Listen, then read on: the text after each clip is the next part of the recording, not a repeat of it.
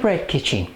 Today I'm going to make a Welsh bread called Bara Brith, which means speckled bread, and I'm going to make it the traditional way using yeast. For this traditional recipe I've got 450 grams of strong white bread flour, 225 ml of lukewarm milk, 75 grams of butter that I've cut into small pieces, 150 grams of dried fruit. This is mixed dried fruit, but you can use sultanas or raisins or mixed peel or whatever you want. 75 grams of demerara sugar, a beaten egg. Here there's 2 teaspoons of dried yeast and a teaspoon of brown sugar. And finally I've got a teaspoon of salt and a teaspoon of mixed spice. Now mixed spice is a mixture of things like cinnamon and nutmeg and cardamom. You might know it as pumpkin spice. I'll start by adding the yeast and the teaspoon of sugar into the warm milk. Give it a whisk and then I'll leave it for 10 minutes just for the yeast to activate. While the yeast are waking up, I can sieve the flour into a bowl. Then I'll add in the butter and I'll mix these together, rub them together with my hands until I get a texture which is a bit like sand.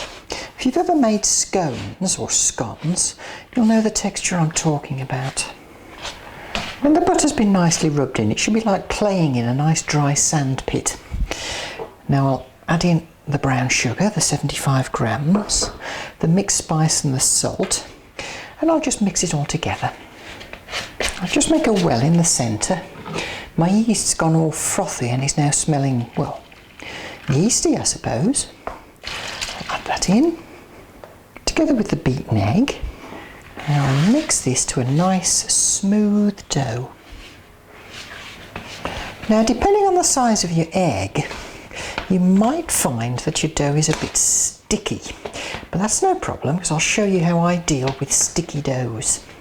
Liberally flour a surface which you're going to knead the dough on, your sticky dough. Turn the dough out and knead it well. And some of the flour that you've got on the surface will start to get incorporated into the dough and start to remove the stickiness. Now you may need to dust the surface a few times depending on how sticky your dough is, but you will eventually end up with a nice soft dough. See, this is getting much better already. I've managed to knead in enough flour that the dough is just slightly tacky, it's not sticky anymore. So I'm going to knead it now for about 7 or 8 minutes. Work that gluten. After you've given the dough a really good pummeling, make it into a nice smooth ball. Pop it into a lightly greased bowl, then cover and put in a nice warm place until the dough doubles in size. Well, this has certainly risen very nicely, thank you. So I'll tip it out onto a floured surface, splot. I'll just knock it back a bit. Now add on the dried fruit, fold over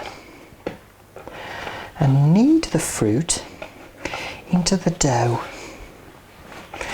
I'm going to knead for about 5 minutes probably. Alright, I think I've got the fruit fairly well incorporated, so I'm going to make this into a round. Now what I tend to do is if I see any bits of fruit on the surface I pull them off, because in the oven they tend to blacken very easily and it doesn't make the loaf look particularly appetising. So I've picked off about a dozen, just over a dozen bits of dried fruit, and I've got a piece of dough here which has no fruit poking out of it. I'll now transfer this to a lightly greased baking tray. Now I'll just cover it. You can use some cling film, but I'm actually going to use an upturned bowl, and I'm going to leave this again in a warm place to rise for about half an hour. Now once your loaf has risen, I'm going to bake this in the oven at 180 fan oven, 200 normal oven for about half an hour. After about 30 minutes it should be this lovely golden brown colour. Now while it's still hot, just brush it all over with a little warm honey. Look at that lovely shiny glaze. Now leave this to cool. Serve in slices, slightly warm maybe, spread with butter or margarine if you prefer. Now there are many variations of the Bara Brith recipe, and a lot of them use self-raising flour and baking powder, and I used to use that recipe too. But once I'd made Bara Brith with yeast, I'm never going back again. I hope you enjoy making your Bara Brith, and do join me next time in the Bread Kitchen.